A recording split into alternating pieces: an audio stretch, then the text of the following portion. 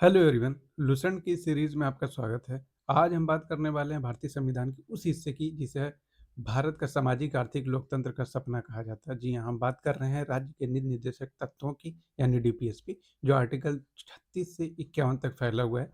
ये पार्ट 4 में है। सरकार को बताता है कि देश को किस दिशा में ले जाना है। गरीबी मिटानी है, समानता लानी है, गाँव को मजबूत करना है, पर्यावरण बचाना है। लेकिन ये राइट्स नहीं है, फिर भी ये बहुत महत्वपूर्ण है। आज की इस वीडियो में हम डीपीएसपी को बिल्कुल आसान भाषा में समझेंगे। क्या है, कहाँ से आया है, कितने प्रकार के हैं, फंडामेंटल राइट से अलग कैसे है। अगर आपको भी कोई भी एग्ज़ाम दे रहे हो आप, PCS, UP police, UPSI, UP triple SC, सबके लिए इम्पोर्टेंट है। उसमें कैसे प्रश्न पूछा जाता है, उसे भी समझेंगे। अगर आपको वीडियो पसंद आएगा तो प्लीज़ सब्सक्राइब कर लीजिएगा। तो चलिए शुरू करते हैं। सबसे पहले हम देखेंगे कि राज्य के नीति निर्देशक सिद्धांत जो है किस भाग में है। संविधान के भाग 4 में है, अनुच्छेद 36 से 51 में है, और ये कहाँ से लिया गया है? आयरलैंड से लिया गया है। इसे न्यायालय द्वारा लागू नहीं किया जा सकता, लेकिन वैधानिक शक्ति प्राप्त, क्योंकि इसे वैधानिक शक्ति नहीं प्राप्त है। मतलब ये नहीं हो सकता कि जिसे काम पाने का अधिकार जो दिया गया है, तो ये मिल जाएगा डेली, आपको सरकार काम नहीं देगी। ये बेहतरीन राज्य बनाने के लिए एक निर्देश है कि अच्छा राज्य इस तरीके से बनाया जा सकता है, ठीक है? यानी भारतीय संविधान के अनुसार राज्य के नीति निर्देशक तत्व शासन के लिए आधारभूत हैं। ये कहा जा रहा है कि कोई बेहतरीन शासन बनाने के लिए ये चीज़ें लागू करना चाहिए, तब जाके कोई बेहतरीन शासन बनेगा। अंबेडकर साहब ने संविधान की अनूठी विशेषता कहा है किसको? डीपीएसपी को। और सामाजिक और आर्थिक प्रजातंत्र की स्थापना करना होता है। इसको जो है डीपीएसपी का उद्देश्य क्या है? सामाजिक जो है और आर्थिक लोकतंत्र की स्थापना करना है, राज्य के नीति निर्देशक सिद्धांत का। इसमें आर्टिकल बहुत इंपॉर्टेंट है, जो आर्टिकल मैच कराने के लिए दिया जाता है। कुछ-कुछ आर्टिकल्स जो है मैच कराने के लिए दिया जा सकता है, या फिर आर्टिकल ऊपर दिया हो और उसके बारे में डिस्क्रिप्शन दिया हो, ठीक है? पहला देखेंगे आर्टिकल 38।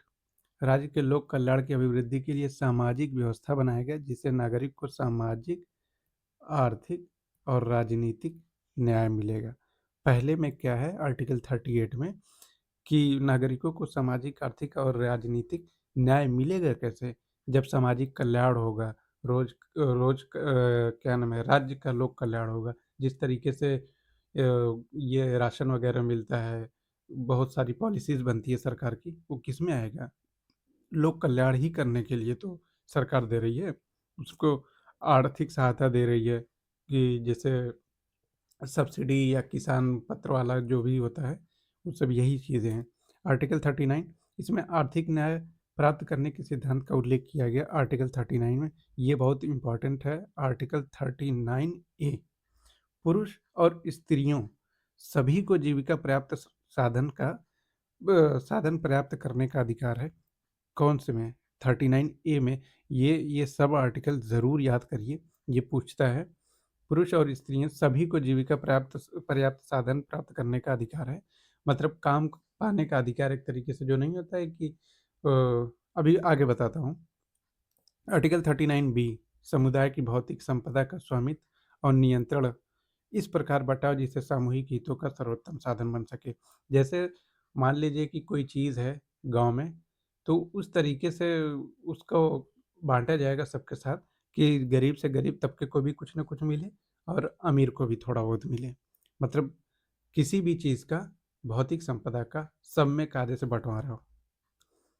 39 सी में आर्थिक व्यवस्था इस प्रकार चले जिससे धन और उत्पादन के साधन का सर्वसाधारण हित के लिए केंद्रीकरण न हो, किसी एक पर भारी न पड़े, यानी धन का समान वितरण हो।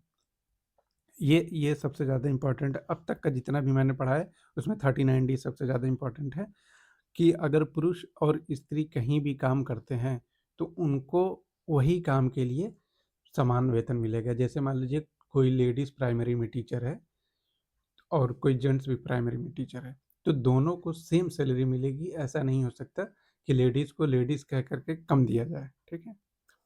39 ई, कर्मकारों के स्वास्थ्य और शक्ति का तथा बालकों को सुकुमार और स्वस्थ अवस्था का दुरुपयोग न हो और आर्थिक आवश्यकता से विवश होकर नागरिकों को ऐसे रोजगार में न जाना पड़े जो उनकी आयु या शक्ति के अनुकूल ना हो।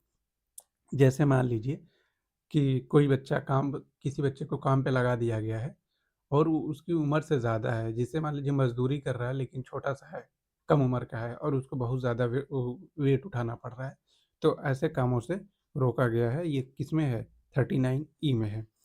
39 ईएफ में क्या है, बालकों को स्वतंत्र और गर्मीमय वातावरण में स्वस्थ विकास के अवसर और सुविधाएँ दी जाएँ। मतलब ये है कि आपके यहाँ कोई छोटा बच्चा है तो उसके लिए बेहतरीन एनवायरनमेंट बनाया जाए, मतलब पॉल्यूटेड ना हो, ताकि वो बच्चा जो है अच्छे से ज़िंदगी गुज़ार सके। आर्टिकल 40 ग्राम पंचायतों का संगठन है, ठीक है? ये तो ज़रूर याद रखिए, प्रधानी का चुनाव आ रहा है तो इस लिहाज से भी याद कर लीजिए। आर्टिकल 40 ग्राम पंचायतों का संगठन। कुछ दशाओं में काम, शिक्षा, लोक और सहायता पाने का अधिकार आर्टिकल 41 है, बहुत इम्पोर्टेंट है। काम, शिक्षा, लोक सहायता पाने का अधिकार कहाँ है? आर्टिकल 41 में। 42 में क्या है? काम की न्याय संगत और मनोचित दशा को तथा प्रसूति सहायता का उपबंध करना। काम की न्याय संगत और मानवोचित दशा, जैसे मान लीजिए कि कोई लेडीज़ जो है हॉस्पिटल में काम करती है, तो उसके लिए न्याय संगत और मानवोचित दशा मतलब साफ-सफाई हो, हर एक चीज़ हो, ये नहीं कि इनह्यूमन की तरह सबको ट्रीट किया जाता है। प्रसूति सहायता का उपबंध करना, जैसे आप देखते हैं कि कोई प्रेग्नेंट लेडी है, उसको गवर्नमेंट हॉस्पिटल में आप लोग देखते होंगे ना, जो जो चीज़ें मिलती है, सहायता मिलती है, उसकी बात की गई है, वो आर्टिकल 42 में। 43 में कर्मकारों के लिए निर्वाचन मजदूरी एवं कुटीर उद्योग को प्रोत्साहन देना है। ये गांधी जी का एक सपना था कि गांव में छोटे-छोटे उद्योग लगाए जाएँ, जहाँ पे औरतें और मर्द जो है एक ही साथ छोटे-छोटे अपने कामों का अपने बिज़नेस को बढ़ावा दे सकें। आर्टिकल 44 नागरिकों के लिए एक समान सिविल संहिता, ये बहुत इम्पोर्टेंट है, अभी उत्तराखंड में लगा हुआ है यूनिफ़ॉर्म सिविल कोड, याद कर लीजिए आर्टिकल 44। अनुच्छेद 46 अनुसूचित जातियों, अनुसूचित जनजातियों और अन्य दुर्बल वर्गों के शिक्षा, अर्थ संबंधी हितों की अभिवृद्धि। ये अनुसूचित शेड्यूल ट्राइब के लिए है। कौन सा? आर्टिकल 46। आर्टिकल 47 का मतलब है कि न्यूट्रिएंट्स फूड मिलना चाहिए, पोषाहार स्तर, जीवन स्तर को ऊंचा करने तथा लोक स्वास्थ्य सुधार करने का राज्य का कर्तव्य। ये क्या है कि बेहतरीन खाना और खाना प्रोवाइड करना, जिससे क्या नाम है ऊंचा जीवन स्तर बढ़ सके। जिसे वो होता है ना कि यहाँ पे लिविंग एज जो है बहुत ज़्यादा है, कहीं पे कम है, तो उसको मैनेज करने के लिए पोषाहार स्तर को व्यवस्थित करना है, बड़ा करना है।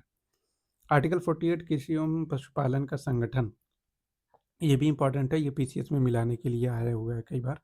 48 ए पर्यावरण का संरक्षण तथा संवर्धन तथा वन्य जीवों की रक्षा।